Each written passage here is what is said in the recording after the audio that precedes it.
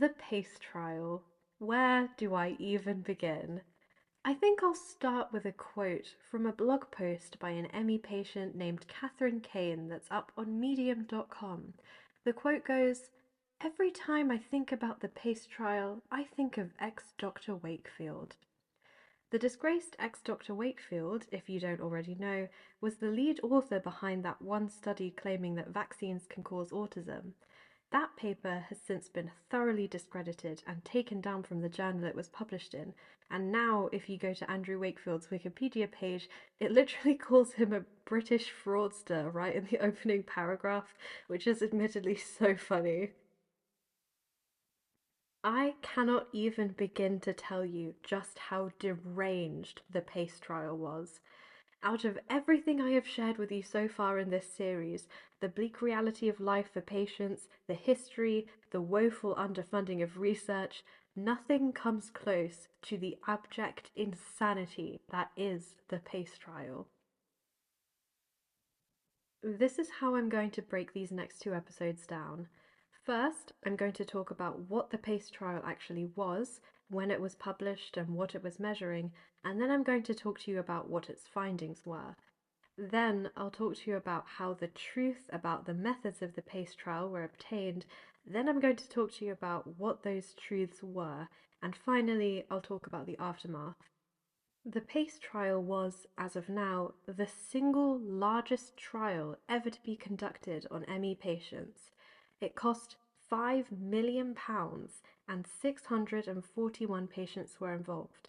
It was published in 2011 in The Lancet, the same journal in which the paper on the 1955 ME outbreak at the Royal Free Hospital was published, the one that gave us the name ME. There were quite a few authors who worked on it, but the identity of two of those authors, as well as one mystery co-funder, is something I'm going to keep secret for now so that I can make a dramatic reveal out of it later. Maybe have a fun time trying to guess who they are in the meantime.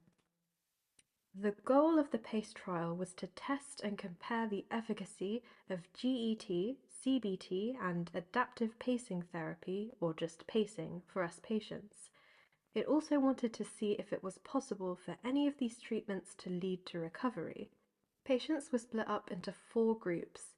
Every group received specialized medical care, through which they were offered things like medication for pain management or other symptoms, but groups 2 through 4 received additional treatments. Patients in group 2 received pacing therapy, those in group 3 received CBT, and those in group 4 received GET. And oh my god, I have some fantastic news for you. The PACE trial found that not only is recovery from ME possible, but that 22% of patients who received GET or CBT ended the trial being recovered, while only 7 to 8% of the patients in the other groups did, which means that they did it. They solved ME.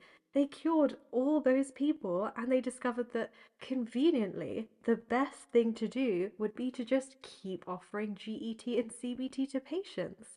And then if they don't get better, that just means that they're not trying hard enough. What a relief it was that we could finally put this issue to bed. If you're hearing this and you feel like these results are more than a bit suspicious, you aren't alone. Patients, advocates, doctors, medical researchers, statisticians, scientists, charities, and support groups all across the world did a kind of double take in disbelief when these results came out.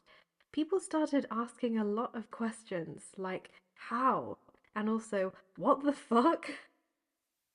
There was one patient in particular, a patient with severe ME from Australia, whose name is Alan Matthews, who was having none of it.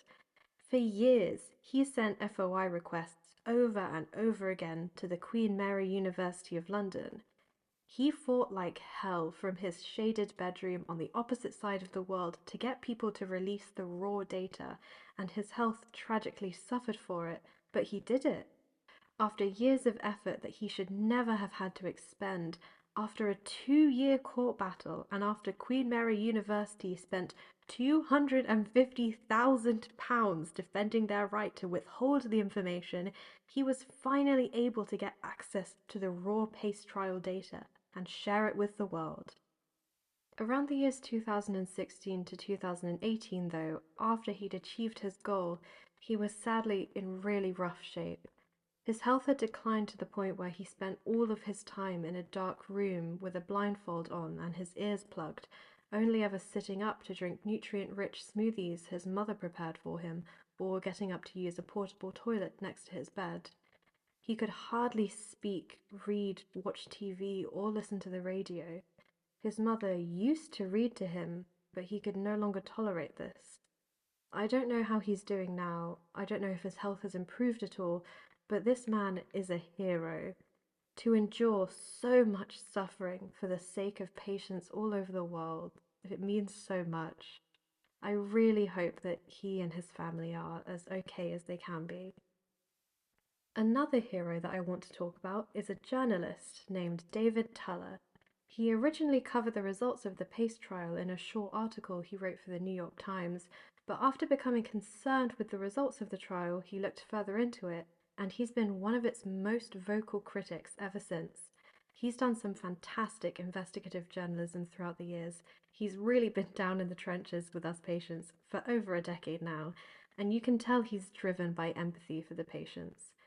He also has been in contact with Alan Matthews and Valerie Elliott Smith in the past, so I'm really glad these icons have each other.